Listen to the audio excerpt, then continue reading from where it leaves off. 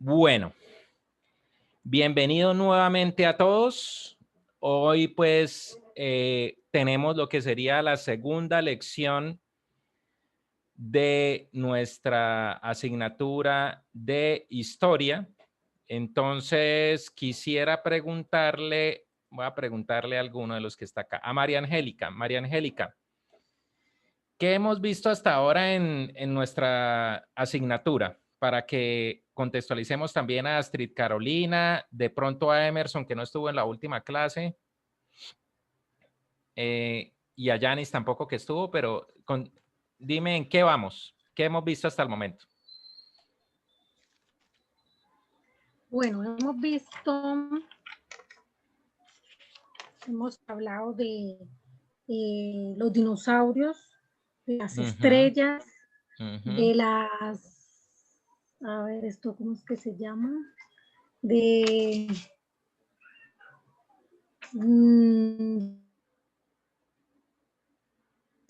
que de los mayas, los incas, Ok, bueno, todo y eso. comenzamos a hablar como de las civilizaciones, ¿listo? Bueno, Sí, las entonces, civilizaciones.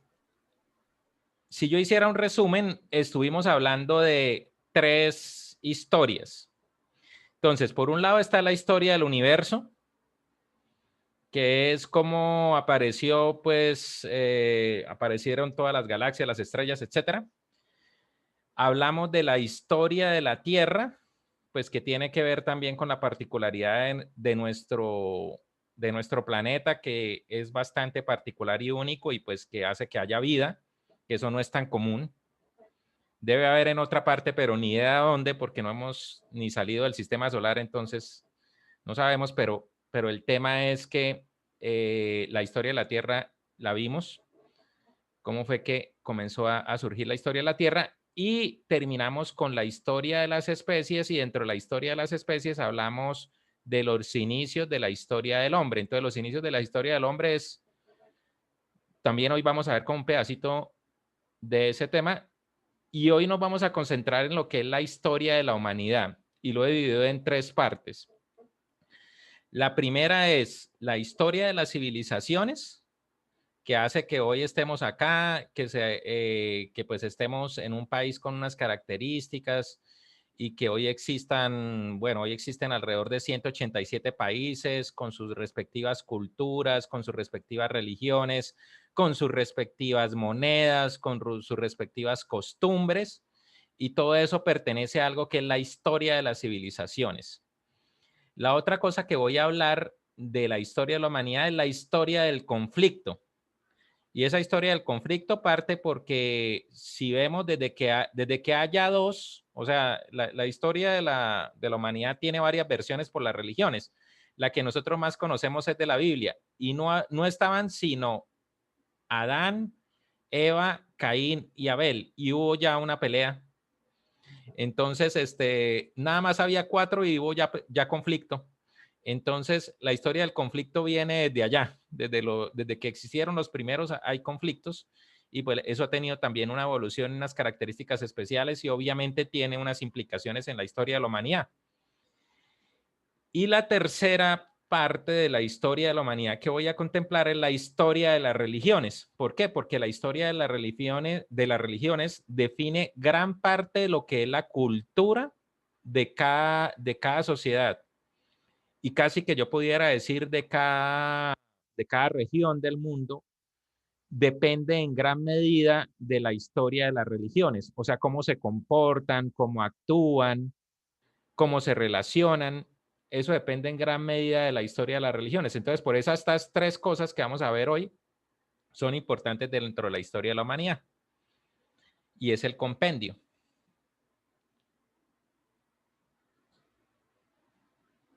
Listo, estoy verificando aquí que esté grabando porque la intención es que nos quede grabado para los que no pudieron asistir. Bueno, vamos ahora con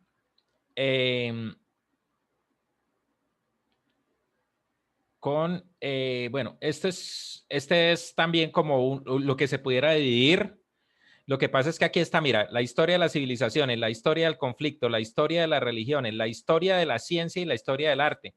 Lo que pasa es que hoy no alcanzamos a ver ni la historia de la ciencia ni la historia del arte, que también es importante. Al arte le vamos a dedicar una parte especial de la formación en ciencias sociales, porque el arte expresado pues en música, en pintura, en las distintas formas de arte es bastante importante pues en lo que ha sido la historia del hombre y merece pues un capítulo especial y a eso le vamos a dedicar una parte de nuestra formación o de las clases que tenemos de esta asignatura.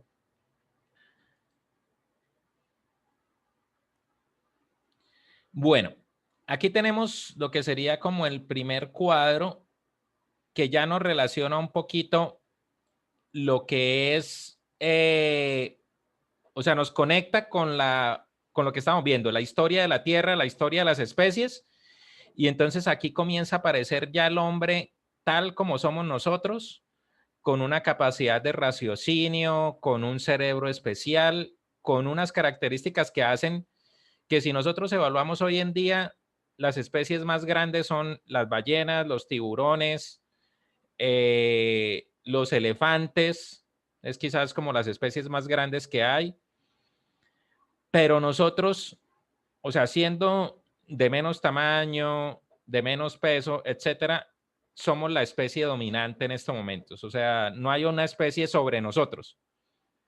Y eso se da básicamente por la capacidad que tenemos de raciocinio. Y tal como nosotros nos conocemos y la capacidad de razonar, la capacidad de crear, porque nosotros, o sea, digamos lo que nos diferencia de muchos seres es que nosotros creamos, nosotros podemos hacer cosas. Esta camisa la hizo alguien, estos cuadros que están detrás los hizo alguien, lo que nosotros hacemos con la mano, las comidas que preparamos, etcétera. Esas son cosas que otros animales y otras especies no pueden hacer, las hacemos nosotros, que tenemos esas capacidades. Entonces, tal como nos conocemos, eso viene de más o menos 4000 antes de Cristo. Comienza a aparecer el caballo, la domesticación de animales, perdón, 6000 antes de Cristo. Comienza a aparecer la agricultura. La agricultura también comienza a ser un aspecto bastante importante del desarrollo. Ah, bueno, es que esto viene, perdón, estoy leyendo al contrario. Esto está, tal como nos conocemos, es más o menos, o sea, la historia de las especies y el humano como lo conocemos comienza a aparecer 2.5 millones y medio de años. Entonces ahí es donde quedamos, que es la aparición del fuego, y es cuando el Homo sapiens comienza a dominar, pues como a dominar las especies. Y entonces 600.000 años ya comienza a cazar, 150.000 años comienza bueno, aquí todavía no ha descubierto el fuego, 2,5 millones de años antes de Cristo.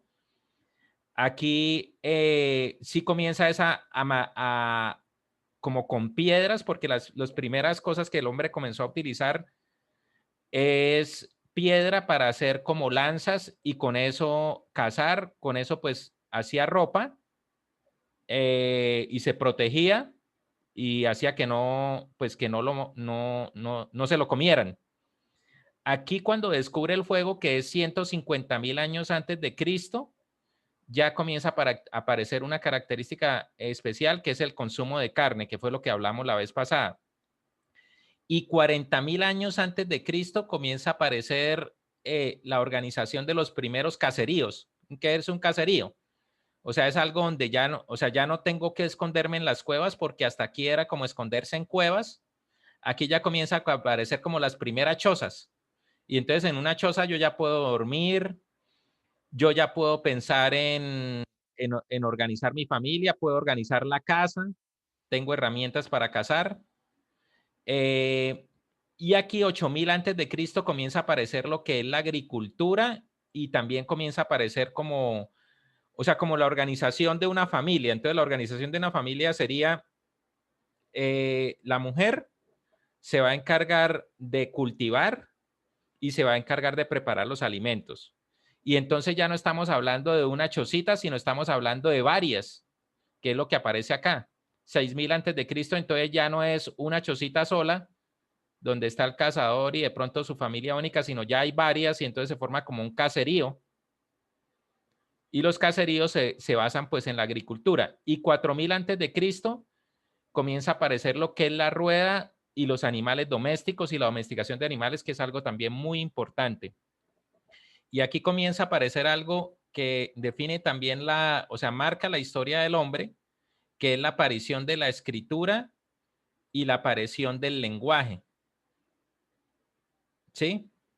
Entonces vamos a ver un poquito cómo es que surge eso. Entonces, bueno, aquí está una descripción de lo que sería un caserío de los primeros humanos, ya de alguna forma organizados, ya no nómadas, porque antes pues era huir de un lado a otro escapando de los posibles predadores, pero aquí ya hay casas, que de hecho, esto puede parecerse o sea, actualmente si yo voy al Amazonas puede haber caseríos de este tipo donde hay ranchos y entonces el rancho está la comunidad y existe la pesca, existe el área de cultivo, muelen, preparan alimentos y obviamente hay cazadores y hay domesticación de animales y hay el tejido y hay la cerámica y hay la construcción de herramientas, etcétera. Eso no es que no exista hoy, hay comunidades todavía aborígenes. ¿En dónde hay comunidades aborígenes? En el Amazonas, aquí en el Chocó puede haber todavía comunidades aborígenes. En la costa pues estarían, aunque ya un poquito más civilizados, pero estarían los Tairona y los Kogi, pero ellos todavía conservan tradiciones milenarias de sus comunidades indígenas. En el Perú, en Bolivia, en parte de Centroamérica, todavía existen comunidades que viven bajo estas características. Sí, comunidades que viven muy de lo básico, pero al final viven bien, en el sentido de que, pues, o sea, tienen problemas es con el tema de explotación y eso es otra cosa, problemas sociales de ese tipo, pero en verdad, si usted logra equilibrar esto, si usted logra equilibrar el alimento, logra equilibrar el vestido y logra equilibrar el techo, listo, ya, solucionado. Entonces, esto no es tan, o sea, esto ya implica organización, civilización y parte, y pues existen algunas comunidades que de base que hoy en día conservan incluso eso, que eso está más o menos del 6000 antes de Cristo, ese comportamiento, tal como lo vemos ahí en lo que podría ser como un caserío.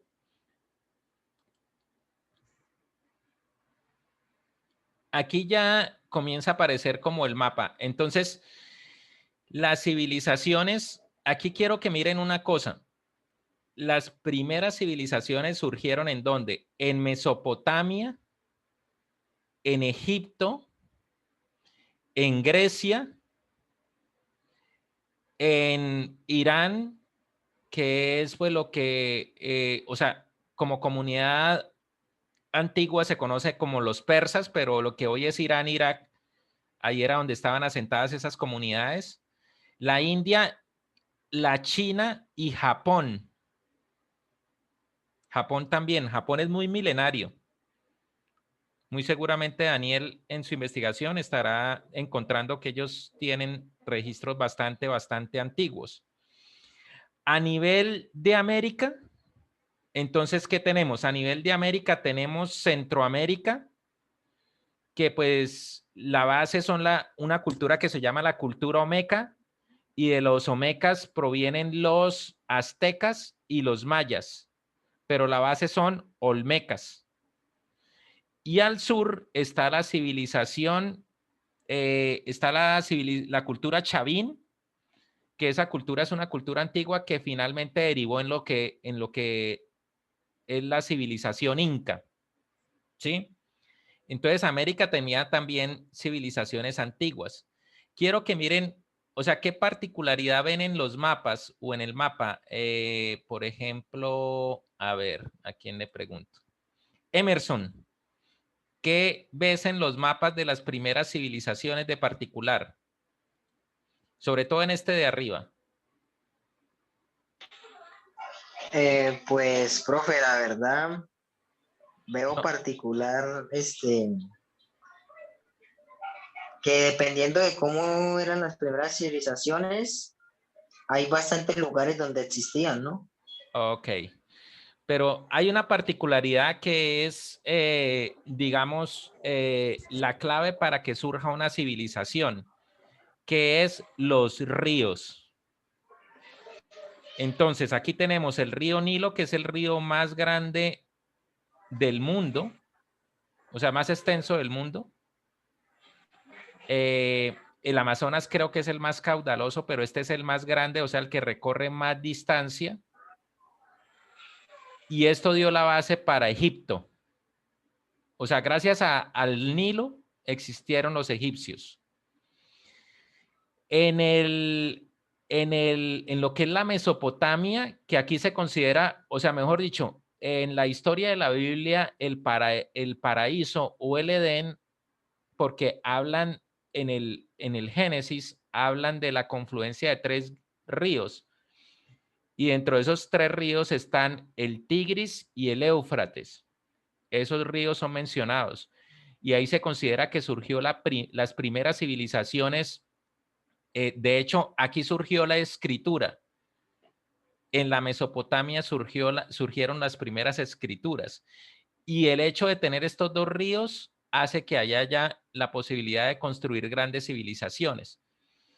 En lo que es la India, pues tenemos el Ganges. De hecho, el Ganges sigue siendo el río sagrado de los hindús. Y el río Indo. Este creo que es el río Indo. Estos 2 ríos son extremadamente importantes y hacen que hoy en día los hindús son la segunda población del mundo. Están alrededor de 1.200 millones de habitantes. Y tenemos la China, que la China, pues, que hablar de las particularidades, pero digamos que el gran río de ellos es el río Amarillo. ¿Sí? Y el hecho de tener esa fuente de agua hace que, pues, o sea, hayan construido una civilización que hoy en día permanece desde hace muchísimos años. Entonces hay una particularidad que es las fuentes de agua de las primeras grandes civilizaciones. O sea, si yo tengo agua, yo puedo soportar una civilización. Es como un principio fundamental de lo que dejan esas primeras civilizaciones.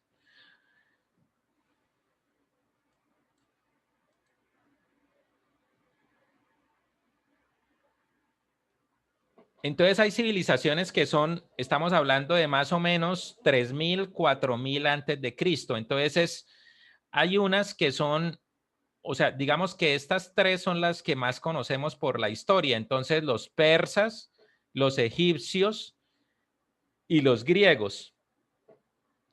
Básicamente, ¿por qué conocemos de esas civilizaciones? Por los monumentos. O sea, cada una de esas civilizaciones dejó monumentos. Están las ruinas griegas, están las ruinas persas, que lamentablemente, o sea, por ejemplo, lo que es toda la cultura persa, debido a las guerras, por ejemplo, la invasión que hubo en Irak en el 2003 por parte de Estados Unidos, y por parte de los aliados de Estados Unidos, se destruyó demasiado. El último conflicto que ha habido, pues, con relación a esa región, que todavía hoy existe, pues, la guerra en Siria y existe la migración de personas y es una guerra brutal. Esa guerra, pues, provocada por ISIS, que es un grupo extremista islámico,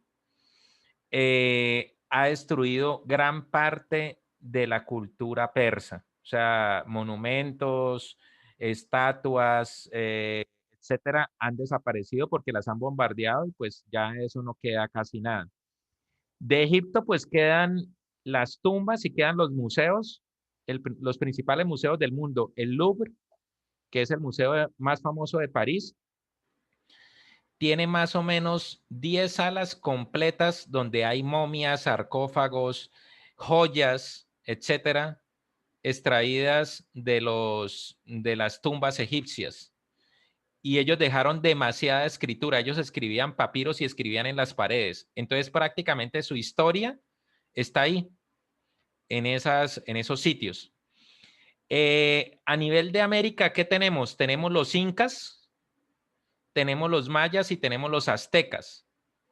De los mayas existen las tumbas, de los aztecas en Ciudad de México está Teotihuacán, está esta que fue la principal pirámide, está ahí en Ciudad de México y se puede ir a visitar. Y es una ruina que puede tener alrededor de unos 2000 años. ¿Sí? Entonces, estas civilizaciones, pues, o sea, estas son civilizaciones antiguas que nos dejaron sus monumentos, nos dejaron sus escrituras. Está el calendario maya, bastante exacto. Está, pues, las pirámides mayas, que están sobre todo en lo que hoy es Honduras, Nicaragua y Guatemala principalmente. Y en los incas, pues, están todas las ruinas en Cusco. En Cusco, por ejemplo, está casi todo conservado. Hay acueductos que no requerían ningún motor. Hay construcciones en piedra magníficas que pues eso se mantiene intacto y pues ahí tú llegas a Cusco y ahí te dan la guía para ir a todas esas ruinas que están casi como en la época que ellos las construyeron.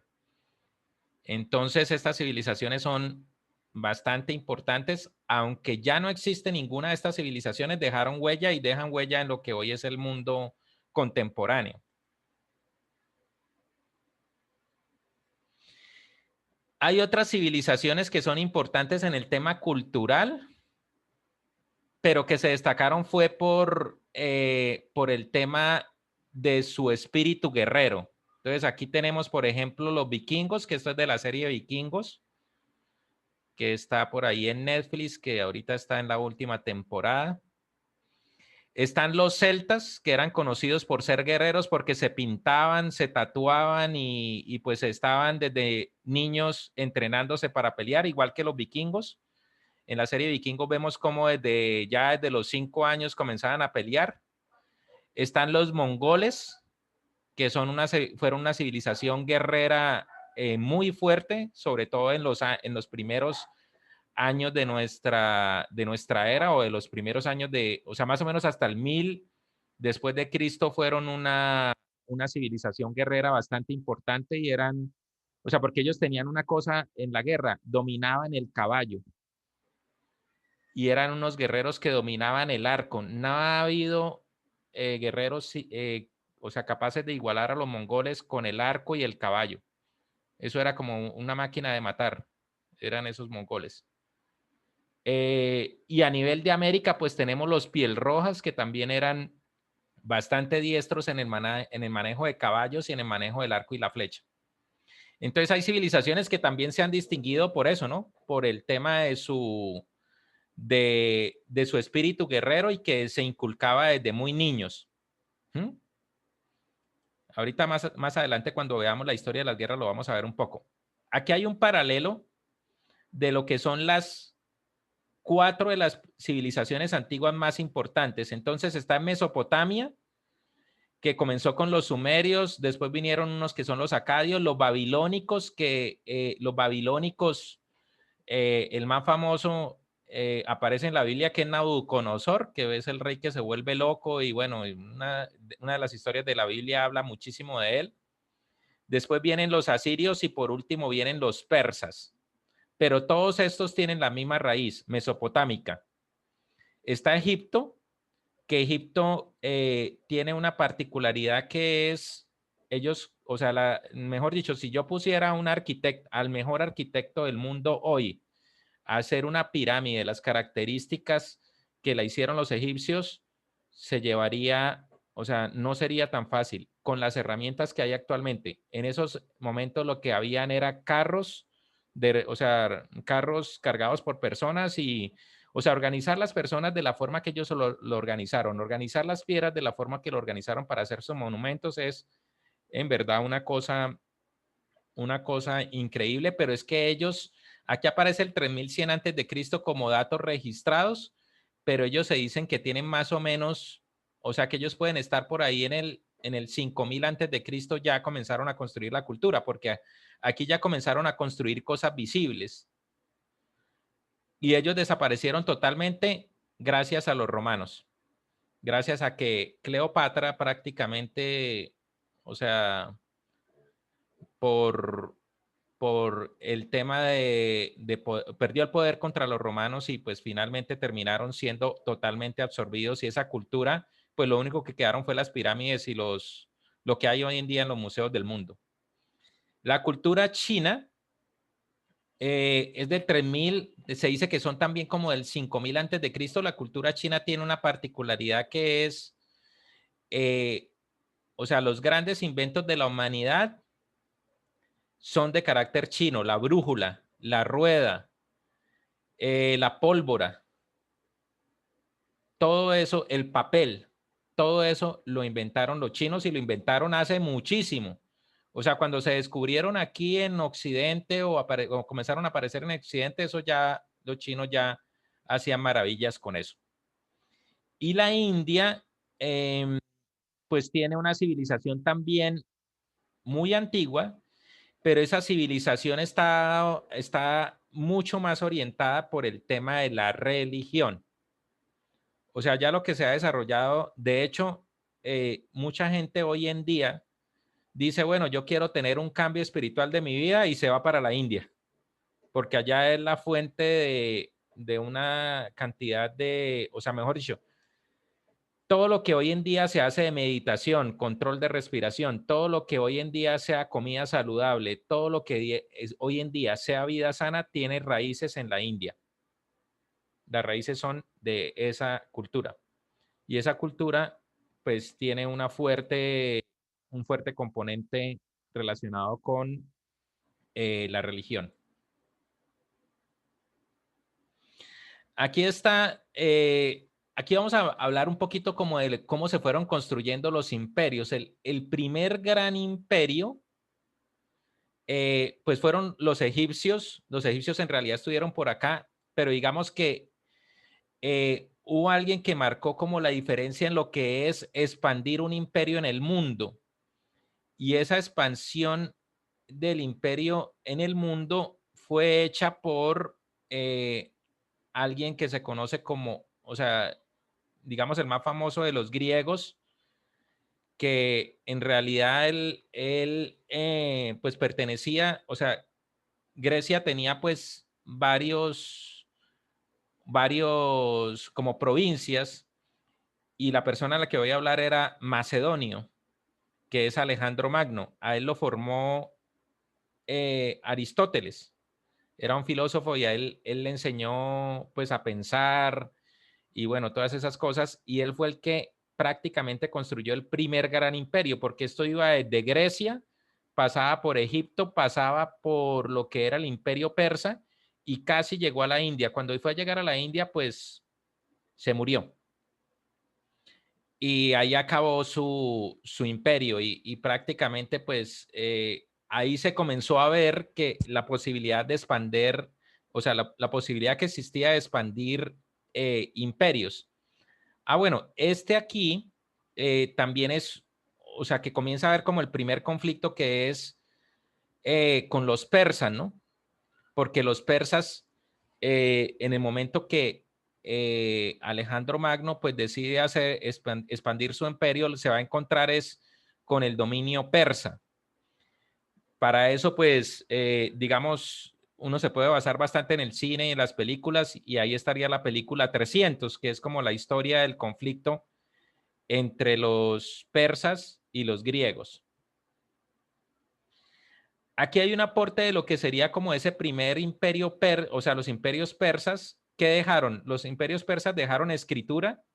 Este es un manuscrito de lo que es Las Mil y Una Noches, que es de los primeros libros de literatura y pues de los primeros libros que se divulgó por todo el mundo. Este es un manuscrito de los primeros que surgió en el mundo.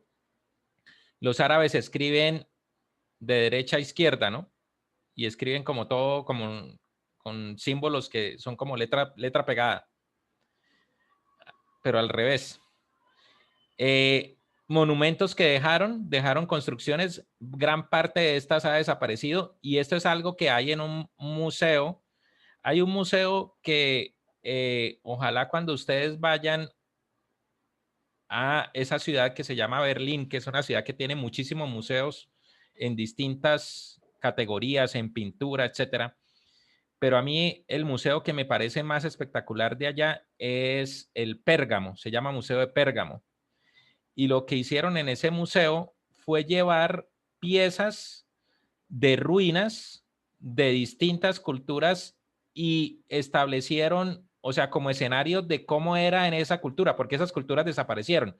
O sea, por ejemplo, este es un pedazo de lo que era las puertas de Ishtar, que sería como el imperio babilonio y que sería el castillo de Nabucodonosor. Esto era lo que había en el castillo de Nabucodonosor. Estos son losas. Los persas y los babilonios descubrieron el manejo de la cerámica y darle color a la cerámica. Decían que ver esto, o sea, pues cualquier persona que llegaba de otro, o sea, de otras partes del mundo, llegaba a Persia, pues quedaba maravillado de la arquitectura, del arte persa. Y esto es una manifestación del arte persa que era tal cual la puerta de entrada a lo que sería el palacio de Nabucodonosor. Y era en honor a una diosa que se llamaba Ishtar, por eso se llama la puerta de Ishtar. Y está tal cual y es reconstruida de losas originales y demás en ese museo de Pérgamo.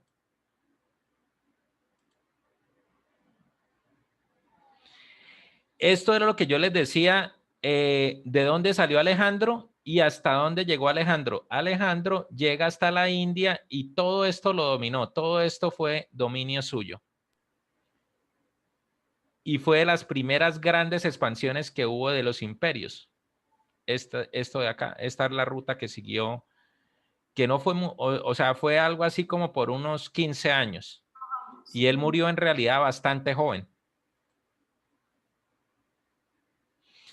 Esto es cosas que nos dejaron los griegos, porque si estoy hablando de Alejandro, básicamente lo que hizo Alejandro fue extender la cultura griega, porque él lo que hizo fue ir conquistando, pero él, por ejemplo, cuando llegó a Persia, él se casó con una hija de no me acuerdo si era Ciro, Darío, ¿cómo se llamaba?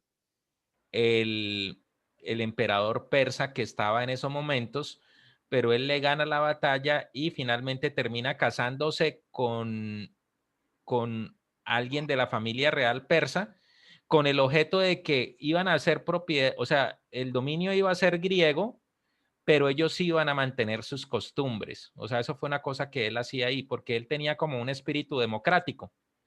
Formaba aquí en Grecia.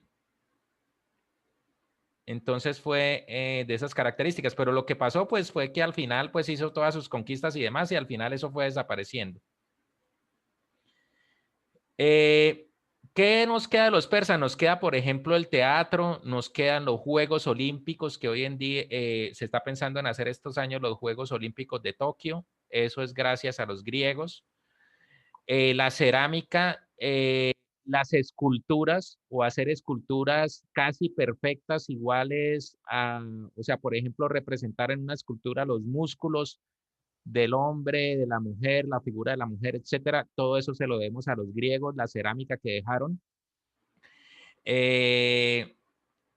También algunas cosas que tienen que ver con la guerra y la organización de los militares, las monedas, porque comenzaron a acuñar monedas y había estructuras de intercambio.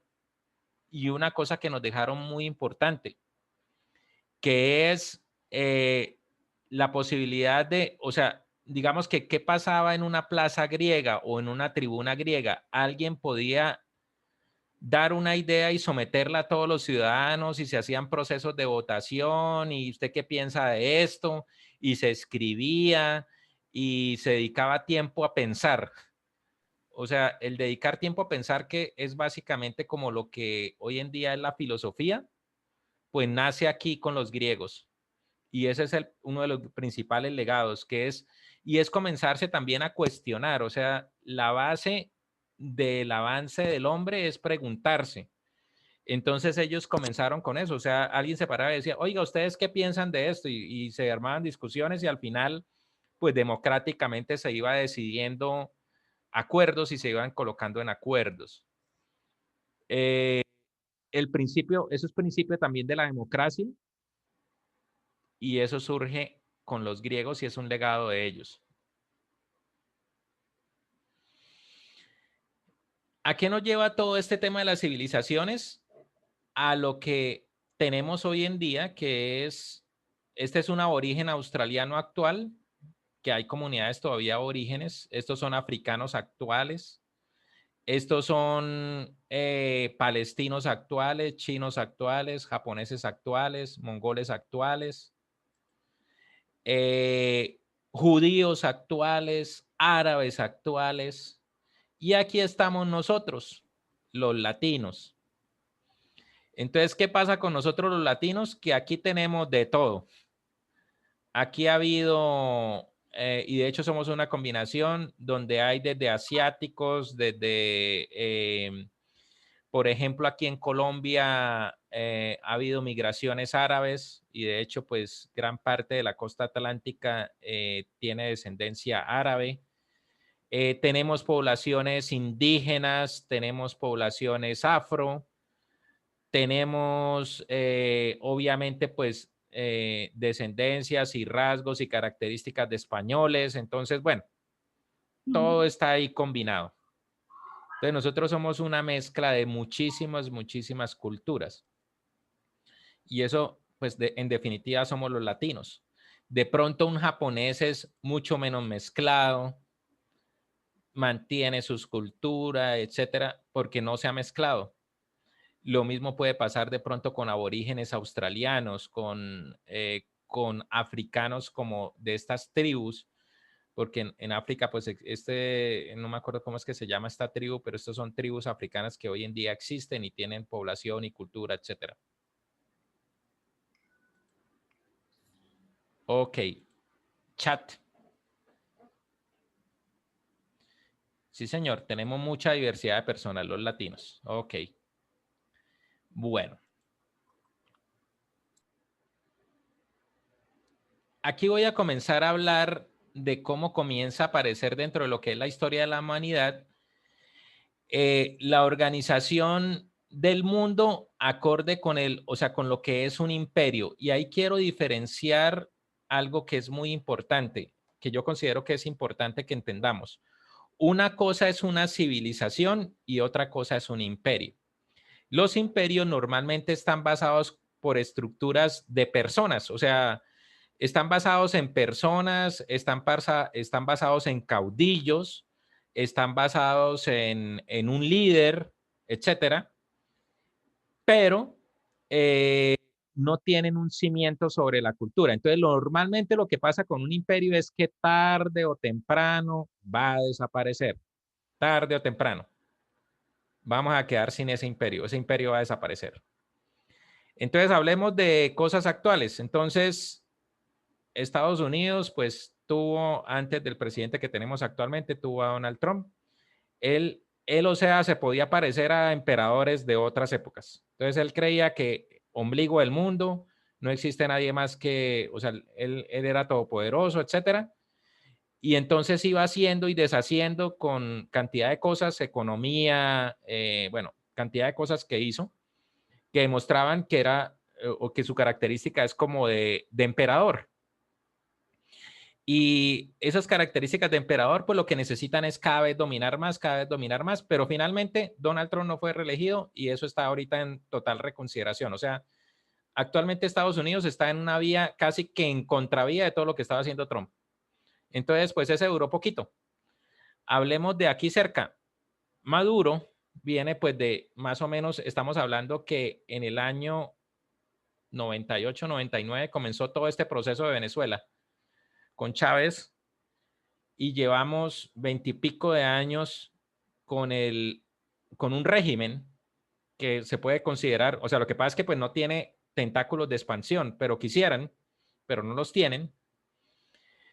Pero eso llegará un momento en que eso, al no dejar cultura, al no ser en realidad una civilización, sino ser un nepotismo o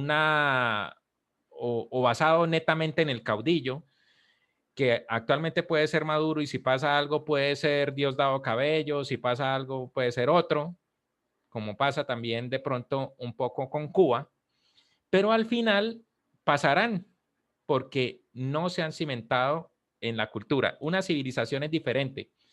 Entonces, no importa quién gobierne hoy en China, si gobierna quien sea, quien se monte en el poder, hay unas cosas que son propias de la cultura china. Y esa civilización, no importa quién esté en el poder, siempre va a permanecer y va a pasar de generación en generación y va a pasar de la mamá a los hijos y va a pasar de los hijos a los nietos, etcétera, y va a pasar de generación en generación y no la destruirá nadie.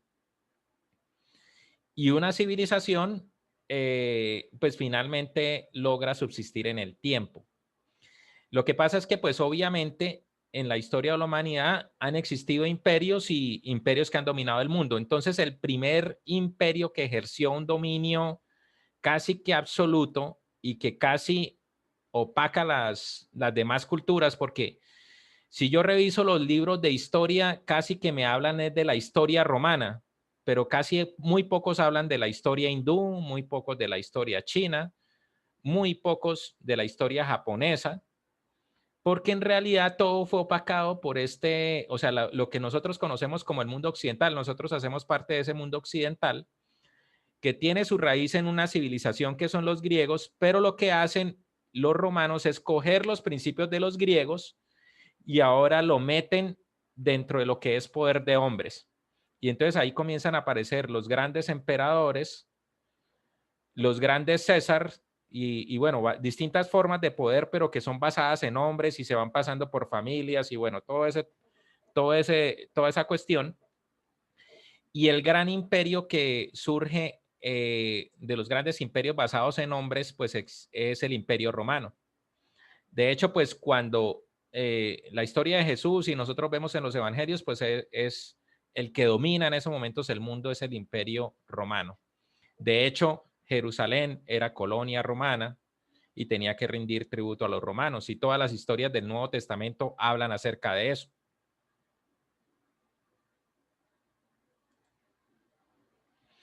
¿Qué nos dejó de todos modos ese imperio? Ese imperio nos ha dejado varias cosas. Nos dejó el Senado. O sea, los actuales senadores y los actuales representantes a la Cámara que tenemos en Colombia provienen de estos señores, que igual existían intrigas. Aquí hay cualquier cantidad de historias donde es la historia del dominio del poder y no dejarse quitar del poder y matarse unos a otros. Eso lo tenían los romanos y eso pasaba acá. Pues era una cosa donde el pueblo elige las personas que finalmente los van a regir, y ese era el Senado. Entonces colocamos 10 o 15 que al final van a decidir por todos. Eso pasaba en el Senado romano, que no recuerdo cuántos eran, pero eran menos de 100. Nosotros en estos momentos tenemos 350 senadores somos alrededor de 50 millones de personas. Para hacerles un comparativo, en China, 20 personas forman el buró o el buró chino para más o menos 2.000 millones de personas. ¿Será que nosotros necesitamos 300 senadores que tienen de nuestros recursos, de nuestros impuestos? No, nosotros no requerimos eso.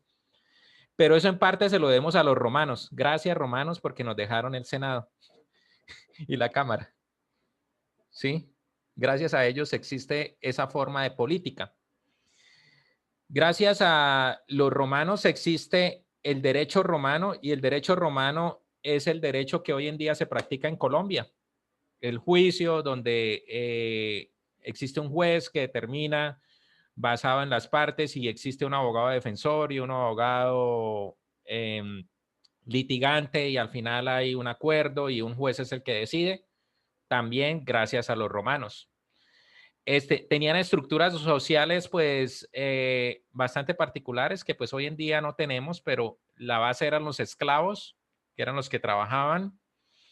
Existía como unos libertos que eran pues también trabajadores, pero no necesariamente esclavos, o sea, podían obtener bienes o podían tener algunas propiedades. Está la plebe, que eran ya el pueblo, los nobles y los senadores y los administradores del imperio. Estos dos no tenían característica de ciudadanos, es decir, no podían votar y de aquí para allá podían votar. Y pues de los romanos hay cualquier cantidad también de películas, pues la más famosa Gladiador, ¿no? Pero hay otras películas bastante interesantes. Esto es de una serie que también está en Netflix que se llama Roma, bastante interesante de cómo era que se movía todo ese tema de las intrigas de poder. Entonces ahí, ¿qué era lo que dominaba? O sea, ¿cómo se movía el poder? Entonces el poder se movía o por el dinero o por la capacidad de usted ser sagaz y dominio de la palabra, porque el que tenía dominio de palabra podía dominar, por los guerreros, o sea, el que ganaba guerras se podía montar en el poder, y también jugaba el sexo. El sexo es parte también del poder, del manejo del poder.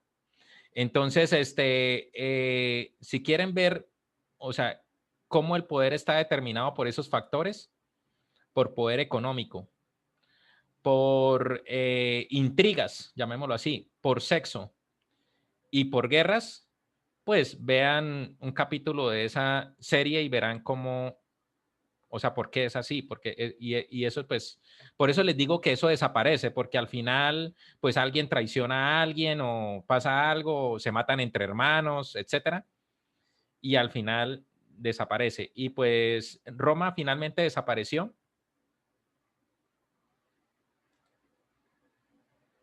pero dejó su legado.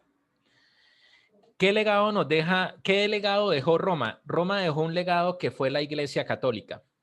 La Iglesia Católica que de hecho es Iglesia Católica, Apostólica y Romana, porque Roma fue la que la instituyó.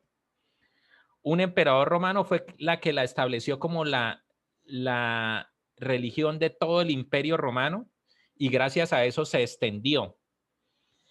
Y comenzaron a pasar los años y entonces lo que decía la iglesia era lo que era y entonces comenzó a aparecer, desaparece la ciencia, no se puede investigar, solo los que son curas, etcétera, tienen acceso a libros, los que están con el clero son los únicos que pueden estudiar, nadie más puede estudiar.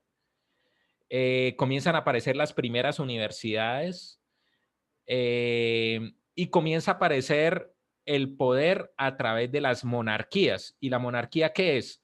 La monarquía es una familia que comienza a generar poder, le responde, o sea, de hecho, eso gira en torno a la iglesia, porque el papa es el que determina qué familias se unen y comienzan a existir pues los reinados a nivel pues sobre todo de Europa y se comienzan a repartir las tierras y pues eso nos atañe a nosotros porque prácticamente cuando ocurre el descubrimiento de América, a nosotros nos dividen. Entonces hay unos que vamos para España, otros para Portugal y otros para Inglaterra y otros para Francia y bueno, etcétera. Las Antillas, por ejemplo, las Antillas y todas esas islas al final terminan divididas en esos reinados. Y eso más o menos hasta la Revolución Francesa, que estamos hablando de más o menos 1782. Estamos hablando que más o menos del 300 después de Cristo, que es que Constantino dice la religión de todo el Imperio Romano va a ser la iglesia cristiana y se va a construir un papado y el papado va a estar en el Vaticano y va a tener que ver con Roma. De hecho, pues todavía hoy existe el Vaticano como un estado. Y a partir de ahí, hasta más o menos 1800, el poder se dividía entre lo que se estableció como las monarquías europeas y la iglesia. Pero el principal era la iglesia. El principal era la iglesia. O sea, el principal era el papa. Entonces el papa, pues hay historias de papas que tuvieron cualquier cantidad de hijos, que pues quemaban a alguien porque blasfemaba o porque decía que, o sea, cuestionaba alguna cosa y pues el tema de la quema de personas se instituyó por muchos años y de hecho eso hizo que desapareciera la ciencia, que no, o sea, que muchas cosas se detuvieran en la historia del mundo. Y pues era eran todos poderosos. Y pues esto era basado en que pues los reyes como eran bendecidos por el Papa y tenían que tener la bendición papal, entonces también de alguna forma le rendían tributos y respondían a lo que dijera el Papa. Y de hecho, pues, ¿qué tenemos hoy en día gracias a eso? Pues tenemos que todavía, estas son las monarquías que hoy en día existen. La reina Isabel segunda, todavía actual, todavía da lata, y vigente en Inglaterra. El rey que en este momento rige en España es el rey Felipe, Felipe VI, y todo esto pues hoy en día se hacen, o sea, vea Hola o una revista del Jet Set y ahí va a ver todas las historias de esas monarquías en estos momentos. Que el chisme, que quién se unió con quién, que quién salió, que este fin de semana salió yo no sé quiéncito con yo no sé quiéncito, pero todo esto tiene que ver con familia, porque hay una cosa que tiene la particularidad, es el tema del linaje, ¿no? Entonces, de dónde naciste y de dónde naciste o quiénes son tus papás, pues depende que tú tengas el abolengo, etcétera. Y ellos, cada uno de estos viene de hace muchísimos años. O sea, viene por ahí de los 400 después de Cristo o algo así, que fue que se comenzaron a construir esas monarquías. ¿Sí? Cualquiera de estos que hay acá. Entonces aquí hay, por ejemplo, hay de países pequeñitos. Por ejemplo, está uno que es famoso, que es el príncipe Alberto de Mónaco. Mónaco es una cosa así de chiquitica. Más grande Santander que Mónaco, pero tienen cualquier cantidad de dinero y pues se manejan a través de la monarquía. Y la monarquía da de alguna forma un estatus al Estado que le da cierto poder económico y cierta capacidad de poder especial. ¿Sí? Pero todavía sigue siendo vigente entonces la monarquía. O sea, todavía tenemos hoy en día reyes, aunque yo considero que eso pronto se va a acabar, por lo menos en países como España y probable en Inglaterra. Pues ya renunció uno de los príncipes, ¿no? El príncipe, el menor. ¿Me recuerdan cómo se llama? No se acuerdo. ¿Alguien recuerda cómo se llama el príncipe menor? Hijo de Lady, está Guillermo y el otro no recuerdo cómo es que se llama. ¿Alguien lo sabe? Yo me lo sabía, pero se me olvidó justamente. Bueno, listo. Ese renunció, ¿no? Hace poco a todo el tema de monarquía y decidió hacer su vida por aparte. Dijo, no, yo no tengo nada que ver con este tema y me voy a vivir con mi esposita a otro lado del charco. Y está en estos momentos viviendo, creo que en Canadá. Otra cosa que nos dejó es, pues, la Iglesia Católica. La Iglesia Católica es un poder hoy en día en el mundo. Es un poder jerárquico, altamente jerárquico. Eso tiene una jerarquía que comienza con el Papa, los cardenales que eligen el Papa, los arzobispos, el obispo, etcétera, etcétera, etcétera, hasta que llega al monaguillo. Arrancamos de monaguillo, sigue cura y de ahí va. Eso son casi como un régimen militar, una estructura de poder donde se obedece ciegamente. El principio de obediencia es fundamental dentro de ese régimen, porque es prácticamente un régimen. Y tiene hartísimo poder básicamente por la economía. Pongan todas las iglesias que hay en Piedecuesta, la iglesia de San Francisco, la iglesia de San Rafael, todo eso son propiedades que valen plata y mucha plata. Y todo eso pertenece a la Iglesia Católica. Y todo eso lo construyeron del 300 después de Cristo hasta el día de hoy. Yo creo que eso no era lo que pensaba, la verdad, no creo era lo que se imaginaba Cristo que eso ocurriera. Créame que no. Pero bueno, eso es como se ha dado y tenemos ese legado.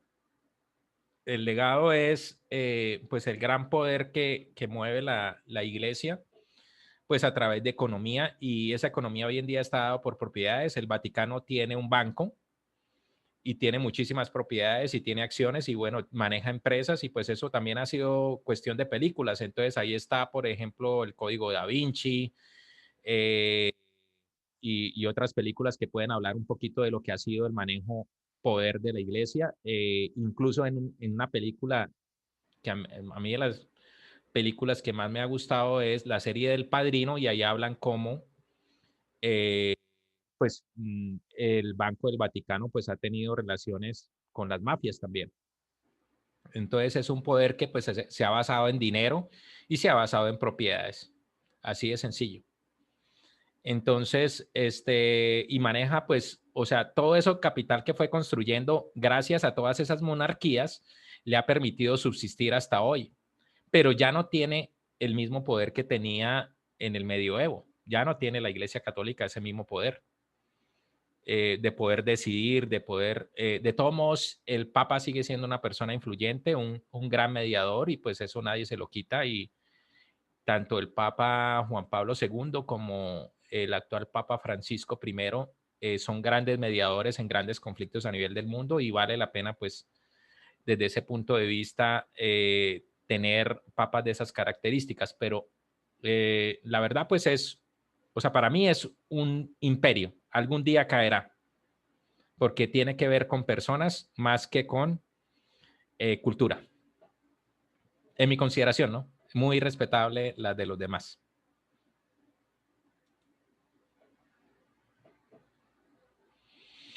Esto es otra cosa que comienza a aparecer como en la Edad Media, que es la organización de feudos, y es una forma de organización ya de la economía.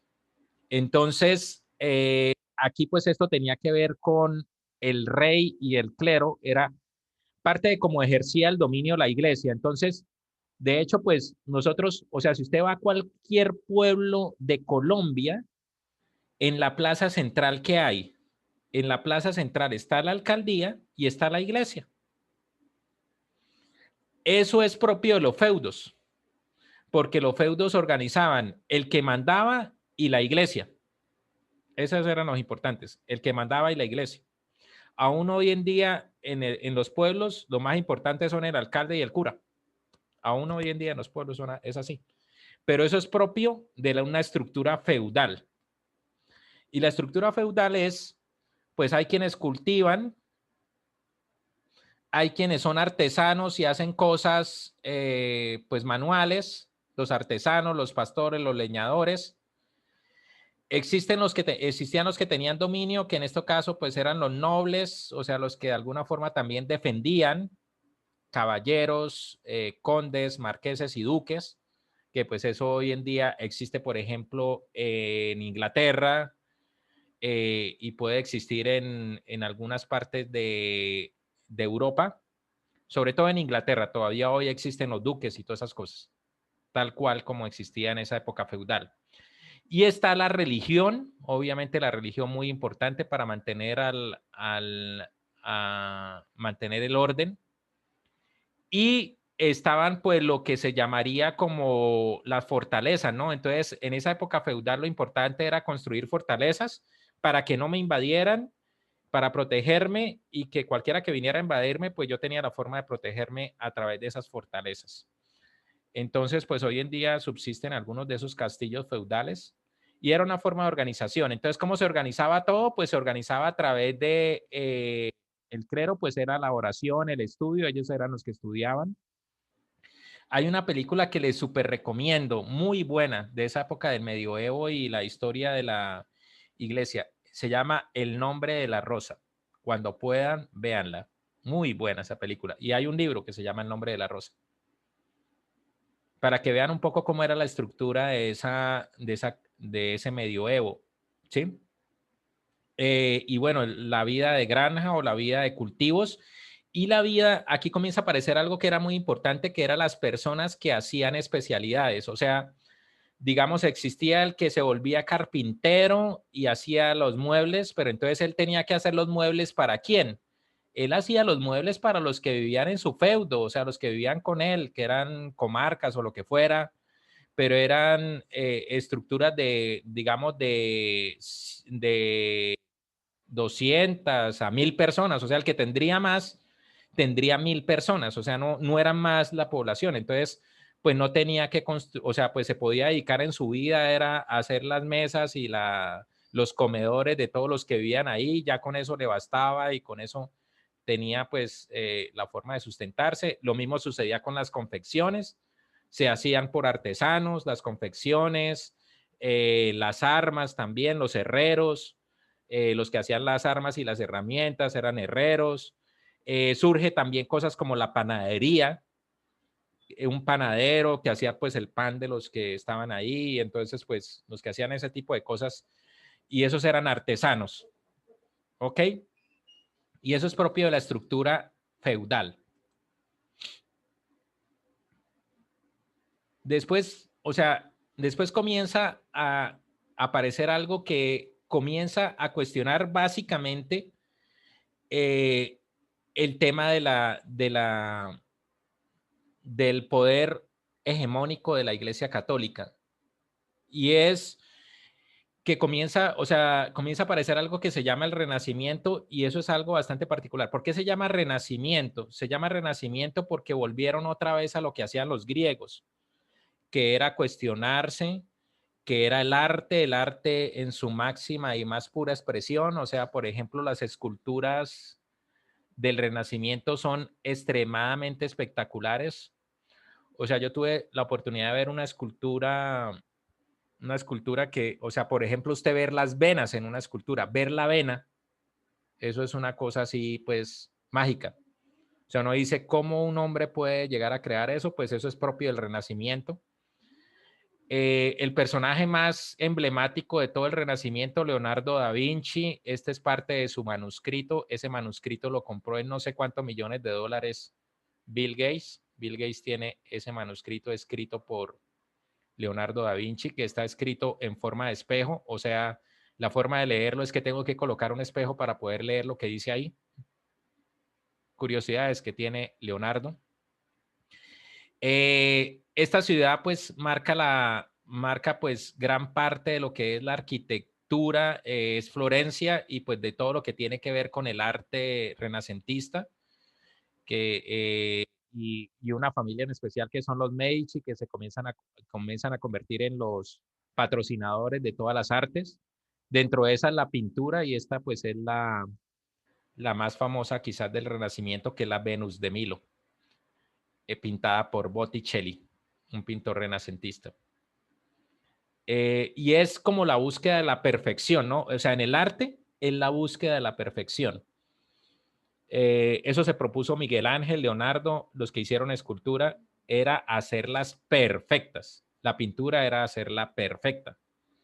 De hecho, pues, o sea, como no existían las cámaras fotográficas, pues era la forma de pasar a la historia a través de la pintura y eran perfectas.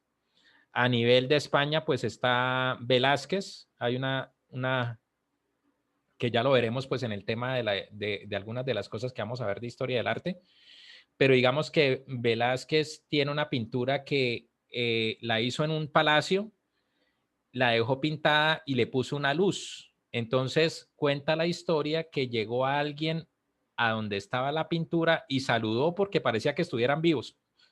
Entonces saludó a los que estaban ahí a la pintura y pensó que era que estaban ahí, porque eran pinturas perfectas. Eso es propio del Renacimiento. Y también comienza a aparecer otra cosa, comienza a aparecer la literatura, comienza a aparecer la ciencia. Este es uno de los científicos que pues Galileo Galilei, que pues nosotros cuando hicimos lo del tema de yo estoy en estos días mirando, lo que pasa es que no he tenido tiempo, pero estoy mirando tutoriales de YouTube para hacer el telescopio casero. ¿Y qué? Y el primero que comienza como a mirar las estrellas y el primero que tiene problemas con la iglesia a nivel de ciencia en forma significativa es Galileo Galilei, porque él descubrió que el centro del mundo no era la Tierra, sino que la Tierra giraba alrededor del Sol por las observaciones astronómicas que él hacía. Entonces él escribió un libro y cuando sacó eso, esa vaina, este hereje, Dios mío, vamos a quemarlo. Y se fueron por él, vamos a por él. Vamos a por ello y casi que lo matan. Y entonces, ¿qué le tocó a Galileo? Decir, no, ¿sabe qué era? Que no, yo estaba en esos momentos como como díscolo, pero no, eso en realidad era una ficción, en realidad yo no quería decir eso, en realidad eso no es cierto. Y eso se mantuvo por un tiempo, pero eso dio pie a que otras personas escucharan las ideas de Galilei, comenzaran a leer las ideas de Galilei, y de ahí hay gran parte de lo que tenemos hoy en la ciencia se lo debemos a él. Comienzan a aparecer algo como la alquimia, que es la combinación y el surgimiento de los elementos y el entender los elementos, que eso pues es parte de lo que yo soy ingeniero químico de profesión y pues eso nació ahí en el Renacimiento. Y comienzan a aparecer las máquinas. Esta es una máquina pintada por Leonardo da Vinci, una polea, etcétera, y comienzan a aparecer las máquinas. Inicialmente eran máquinas basadas en poleas, y eso viene de los griegos, por eso todo esto se llama Renacimiento, porque ellos lo que hicieron fue rescatar todo lo de los griegos. Y eso se lo propusieron también familias como los Medici, ¿no? Que fue los que patrocinaron todas estas artes y ahí como que se fue abriendo camino la ciencia, se fue abriendo la camino el pensamiento, porque antes de eso, si usted pensaba, era sujeto a que fuera quemado en la hoguera. O sea, si usted decía una cosa distinta a lo que decía la Biblia, lo quemaban. Entonces, pues no había forma de que surgiera el conocimiento de otra forma distinta. Y pues el Renacimiento, gracias a que existió el Renacimiento, pues se pudo reactivar el pensamiento, o sea, que el hombre puede pensar, que el hombre puede contestar preguntas, que el hombre puede desarrollar nuevos conocimientos, gracias a esto. Y otro también famoso de los renacentistas, pues es Dante Alighieri con la Divina Comedia, que pues lo que él habla un poco es como el camino del alma del purgatorio al paraíso, o sea, como qué es lo que pasa en esos distintos estadios. Y no la he leído completa, pero tiene unas cosas bastante interesantes ese libro, y es propio también de esa época renacentista. Y ahí como que se comienzan a dar unos cuestionamientos acerca de todo lo que ha transmitido, o sea, lo que ha prácticamente destrozado el pensamiento del hombre, que es la iglesia, con lo que les decía que era que el que se atreviera, es que había una cosa, ¿no? Con la iglesia era que la iglesia tenía el poder, y eso existió, pues lo más famoso de la iglesia de los juicios era la Inquisición. Y para llegar a un juicio de Inquisición bastaba con que, por ejemplo, yo fuera vecino de ustedes y ustedes dijeran, oiga, es que allá el profesor Jorge está hablando de ciertas cosas y que eso está como peligroso. Y si 2 o 3 de ustedes decían eso, listo, ya era suficiente para llevarme a juicio. Yo no tenía ni abogado defensor ni nada de eso, sino, no, listo, si ellos 2 lo dicen, quemémoslo, porque eso ya está llevando ideas extrañas. Entonces, esto más o menos de ese porte era antes del Renacimiento, pero el Renacimiento ayudó a que eso cambiara, gracias a Dios. Este es el descubrimiento de América, que pues fue un hecho obviamente trascendental, y esto desemboca en algo que viene por acá, que es el mercantilismo. O sea, hoy en día nosotros tenemos, o sea, digamos que ¿qué es lo que domina hoy el poder económico en el mundo? Entonces, le voy a preguntar para ti, Daniel, ¿qué domina en estos momentos el poder económico? ¿Qué determina el poder económico en el mundo?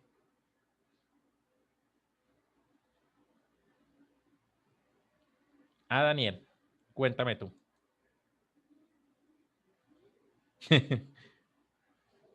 Daniel se fue en busca de un amigo. Estás colocando los... Listo. Espera, profe, que es que me toca hacer una travesía aquí con estos cables. Bueno, listo, ahí le escucho perfecto. Entonces, para ti, ¿quién domina en estos momentos quién domina el poder económico en el mundo? Pues pienso que el mercantilismo. Sí, no. Sí. Vamos a ver otra opinión por acá. Astrid, para ti, ¿quién domina en estos momentos el poder económico en el mundo?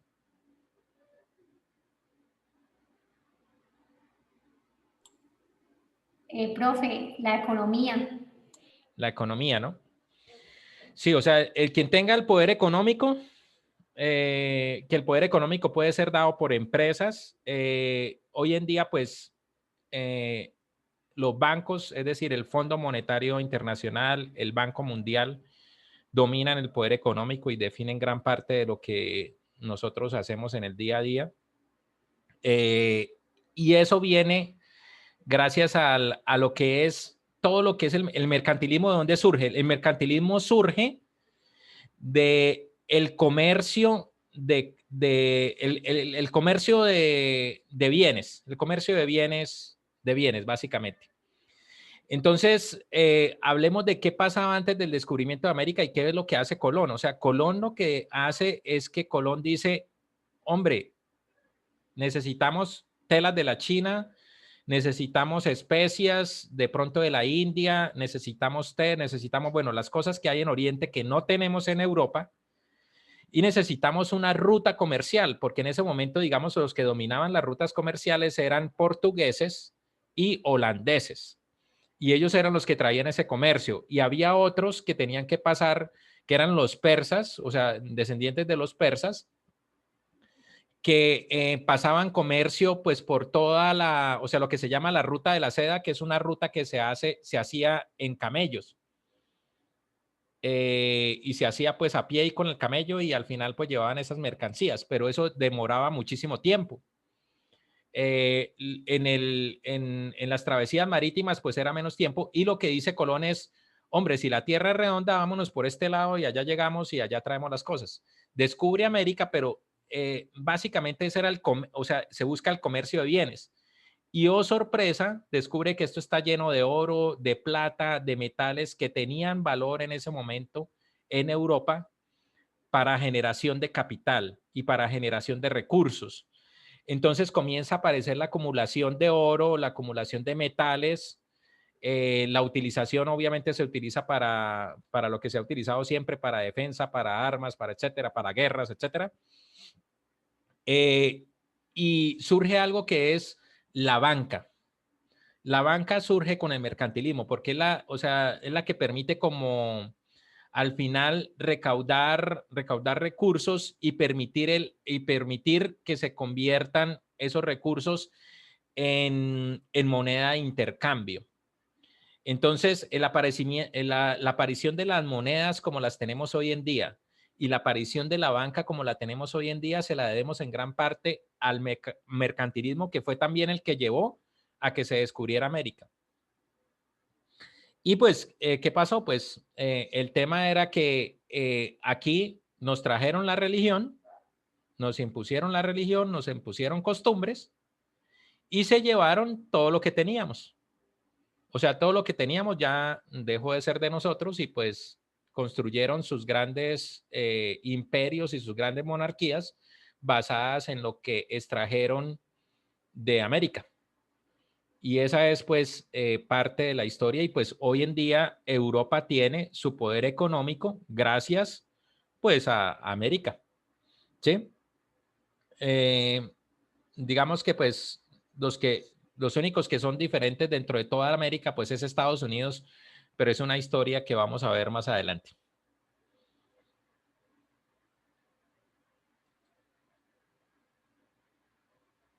¿Qué nos dejó el mercantilismo?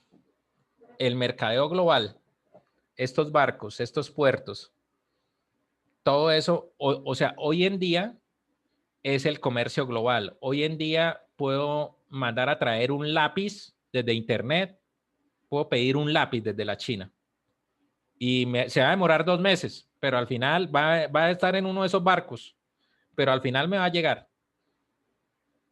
Al final me va a llegar. Y eso es parte de lo que dejó el mercantilismo. Hoy en día el comercio tiene unas características totalmente globales, ya superadas las fronteras. Lo que es, o sea, ¿cuáles son las empresas que hoy en día dominan el mundo? La principal en estos momentos es Amazon, gracias a la pandemia.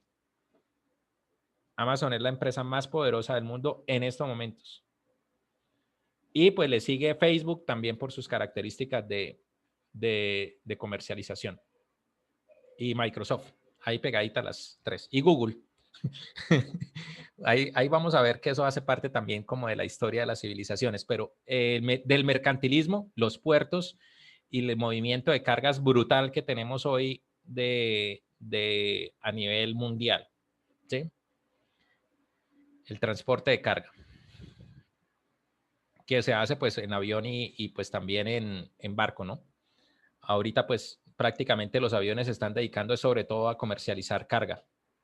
Entonces hay digamos, la gran cantidad de gente que se movía en avión que hoy en día no se mueve, pues entonces esos aviones, movamos carga, mijo, que eso es lo que hay por mover. Otro hecho que marca la historia, más o menos por esa época, que este es el fin de todas esas monarquías de la forma más brutal y despiadada. La Revolución Francesa. Y eso ocurre, eso tiene una historia de trasfondo, que es, o sea, el total, o sea, como, ¿qué son los reyes? Los reyes al finalmente son poder de hombres, ¿no? Y entonces ahí comienzan a surgir las intrigas y comienzan a surgir, especialmente en Francia, una cosa que es el total desequilibrio económico. Es decir, los reyes y la nobleza que tenían pues cualquier cantidad de beneficios, hacían bacanales, hacían de todo y eran total desorden desde todo punto de vista y pues desórdenes de todo tipo. Y un pueblo sumido en la total pobreza. O sea, el pueblo, el general de la gente pobre que no tenía ni qué comer y ellos que gastaban fortunas en una fiesta. O que venga, hagamos una fiesta y la fiesta duraba 5 días. Y beba, coma, desordénese todo lo que pueda y pues obviamente llega un momento en que la gente se subleva y comienza a organizarse y obviamente pues hay unas personas que lideran, pero digamos que la Revolución Francesa nace del desencanto total por la monarquía que no le interesa para nada al pueblo, sino simplemente su autosatisfacción. Entonces, ¿qué pasa? Se inventaron la guillotina y pasaron a toda la nobleza francesa por ahí. Mataron en términos de más o menos unos 10 años, creo que no estoy seguro cuánto tiempo fue, pero fue por varios años. Descabezaron a toda la nobleza, comenzando por el rey y su familia, todos pasados por la guillotina. Y eso dejó pues una secuela, ¿no? Porque entonces los otros comenzaron a decir, uy, madre, esta vaina se puso como seria. Entonces fue también como un cambio del eje de poder de los reyes pues al pueblo. Y pues al principio la intención era que se montaba el pueblo. De hecho, gracias a la Revolución Francesa aparecieron los derechos del hombre. Y los derechos del hombre son, o sea, se siguen hoy en día y son los derechos humanos y son los derechos a los cuales todos apelamos y son los derechos que hoy en día en Colombia también pedimos desde el punto de vista, por ejemplo, de la situación que hay actualmente con los líderes sociales. Y eso nace aquí en la Revolución Francesa. Pero lamentablemente aparece este señor caudillo que cambia a los reyes por volverse el emperador. Entonces él, porque gana batallas y porque monta una idea de expandir Francia por todo el continente europeo y monta guerras de invasión y las va ganando, se vuelve el sustituto de los reyes y se vuelve emperador. Y fue en realidad un emperador nefasto. Y pues al final, pues termina, él terminó loco en una isla, porque de tanta ansia de poder y de tanto que quería, pues, y que buscaba, pues, consolidarse como gran emperador, y él y su familia, pues al final termina confinado y al final termina muriendo loco en una isla. Pero es porque, pues inicialmente lo que constituye la Revolución Francesa, que es tumbar de hecho y de plano y con la guillotina tumbar la monarquía, pues gracias a Napoleón monta un sistema de imperio de estas características con con Napoleón a la cabeza.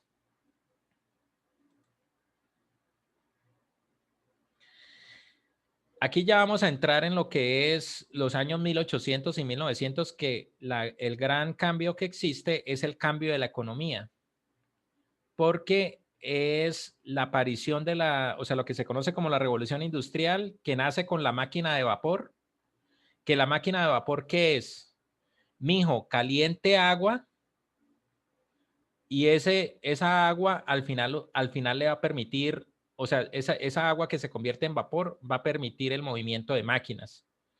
Y el surgimiento de la máquina de vapor hace que aparezcan los trenes, que eso es una cosa brutal de cambio, porque pues antes todo se transportaba en caballo, ahora yo me voy a poder transportar en tren en grandes distancias, y aparece la posibilidad de construir máquinas para fabricar. Y esta es una foto de lo que comienza a surgir, que es finales de 1800, inicios de 1900, que se conoce como la Revolución Industrial. Y es un cambio de poder. Entonces, aquí comienzan a aparecer los grandes empresarios, y los grandes empresarios...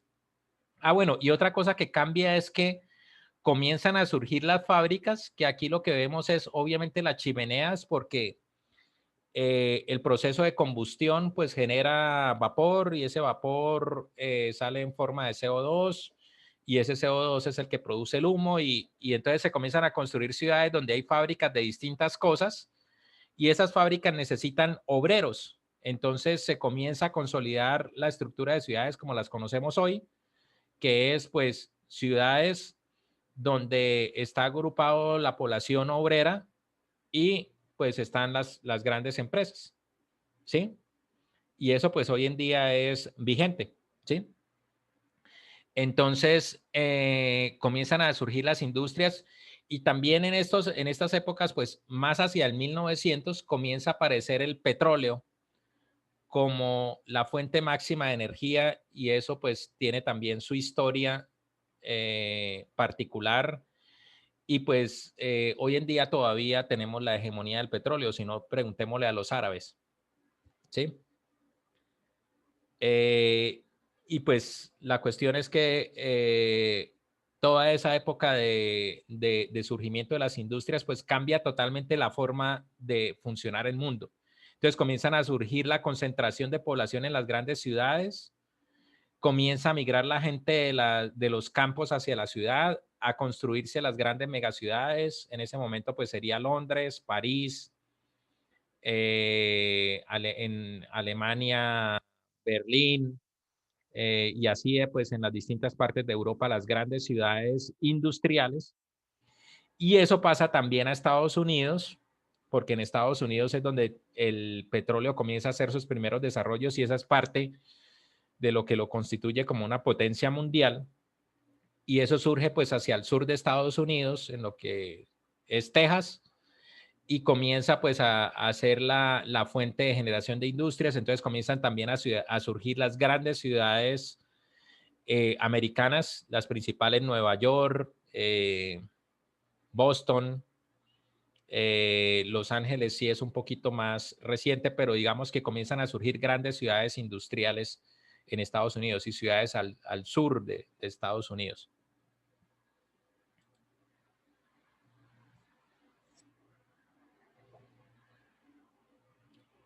¿Quién sabe quién es el de la izquierda superior?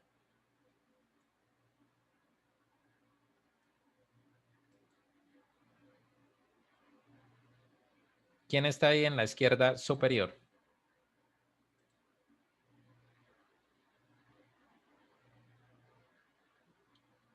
¿Quién es este muchachito de acá? O este de acá. O estos dos de aquí abajito. O este churquito de aquí abajo a la derecha. ¿Alguien me puede identificar el personaje? Stephen Hawking no. Se parece, pero no. Sí se parece bastante a Stephen Hawking. El de la aquí izquierda arriba. Izquierda superior.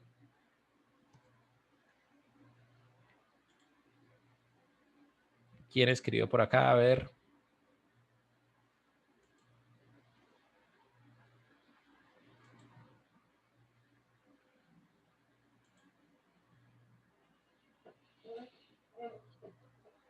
¿Nadie? ¿No lo identifican? ¿Este de acá tampoco lo identifican?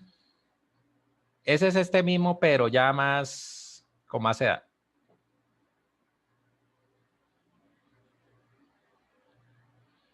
Bueno, entonces se los voy a presentar. Estos son los que marcan lo que sería de los años 50, 1950 en adelante, lo que implicaría la revolución informática que tenemos hoy en día, el poder hacer esta sesión por internet, online, etcétera. Todo eso viene de estos 4 señores principalmente. Entonces se los voy a presentar. Bill Gates en sus inicios con su computadora, dueño de Microsoft. Steve Jobs, el creador de Apple, que pues hoy en día Apple es de las empresas más fuertes a nivel tecnológico. Larry Page y el otro señor, no me acuerdo cómo es que se llama, creadores de Google. Y el señor de acá, Zuckerberg, Mark Zuckerberg, el creador de Facebook. Esos 4 personajes marcan pues lo que es hoy en día la civilización alrededor de lo que es la informática, ¿sí? Porque hoy en día somos una sociedad informática. Somos una sociedad que está basada pues en esa herramienta, para bien o para mal, pero la base es, ha sido la computación. ¿Mm?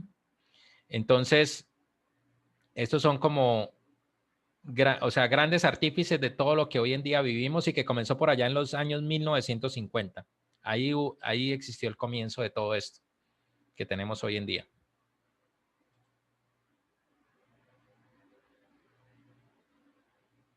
¿Alguien sabe quién es él?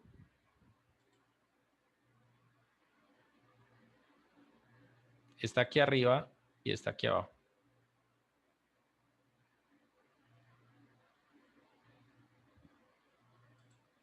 ¿Alguien lo conoce?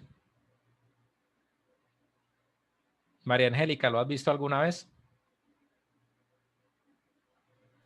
No, señor. Bueno, él se llama Elon Musk. Es uno de los principales empresarios actualmente a nivel del mundo. Sus empresas son SpaceX, que acabó en junio del año pasado de enviar una misión a Marte, porque él tiene la meta de convertir Marte en un espacio habitado. Tesla, que es su empresa bandera, que es la de autos eléctricos.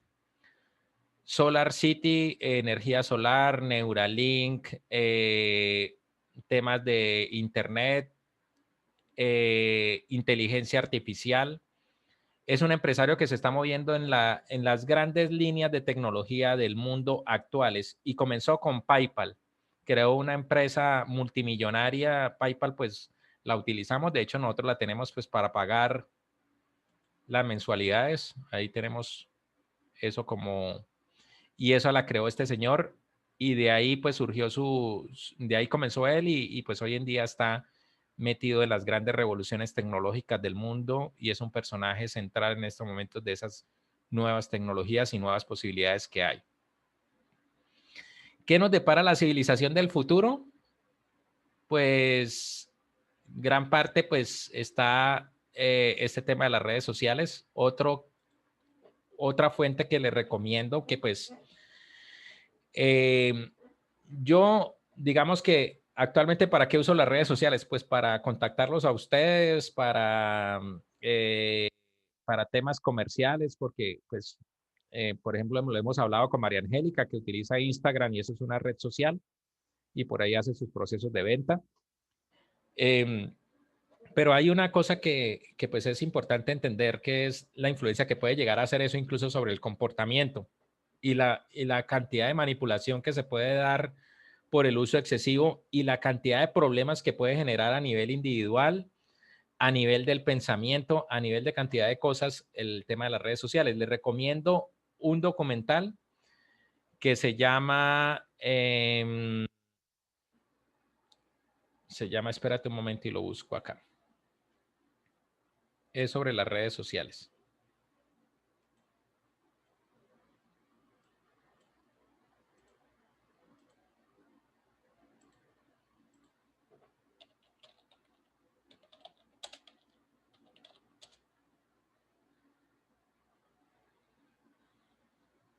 El dilema de las redes sociales, mírenlo acá.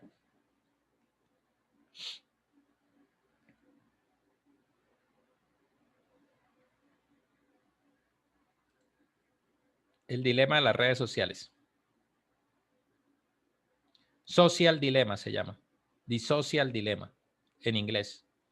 O el dilema de las redes sociales. Les recomiendo ese documental para que vean que incluso los mismos creadores de estas redes evitan que sus hijos antes de los 14 años las usen.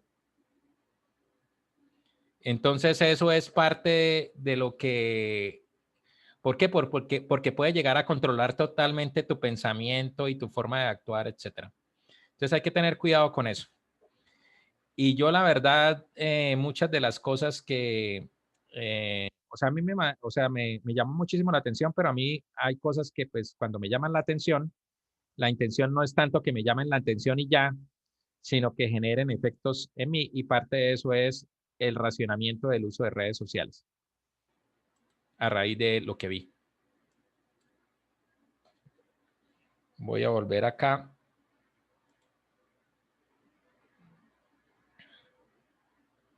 Entonces, pues esto es lo que actualmente nos depara.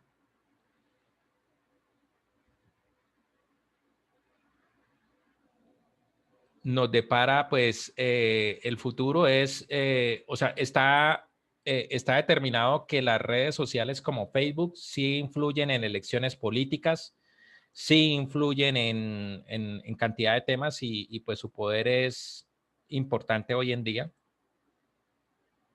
Lo que nos depara el futuro es o sea, robots que se parecen cada vez más a los humanos, aunque digamos que nosotros en este momento desarrollar algo tan complejo, lo vamos a ver en biología, algo tan complejo como el cerebro humano, estamos todavía más o menos a unos 100 o 200 años de lograrlo, avanzando fuertemente desde ahorita para lograr o sea, lograr tener un símil al cerebro humano, porque somos demasiado complejos.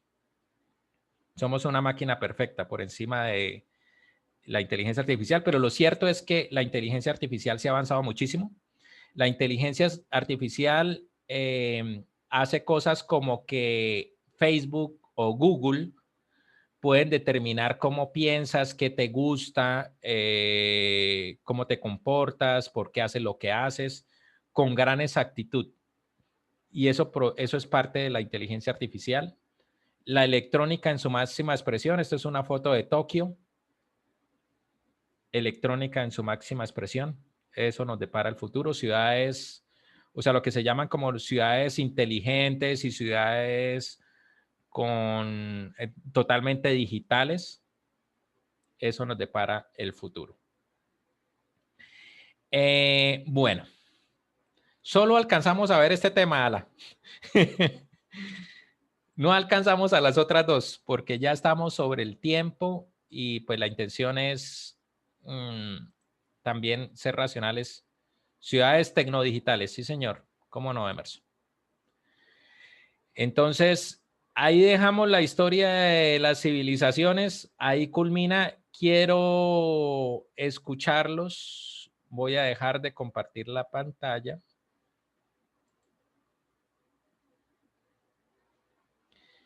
Y voy a parar la grabación.